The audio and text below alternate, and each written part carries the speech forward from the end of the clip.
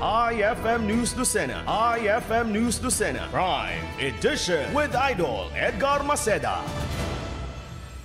Impeachment case ni Vice President Sara Duterte posibleng mabuhay muli dahil sa pagbabalik ni Senate President Tito Sotto, ayon sa isang kilalang political analyst na si Dr. Dennis Coronacion mula sa Political Science Department ng University of Santo Tomas or UST. May malaking posibilidad na muling maibalik ang impeachment case laban sa Vice President Sara Duterte matapos ang mabilis na pagbabago sa liderato ng Senado noong nakaraan.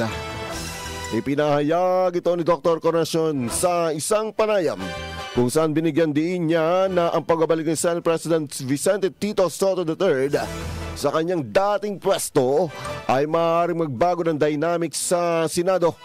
Ayon sa kanya, ang bagong liderato na suportado ng hindi bababa sa 15 senador ay hawak na ang sapat na bilang upang itulak ang pagpapatalsik sa Vice President.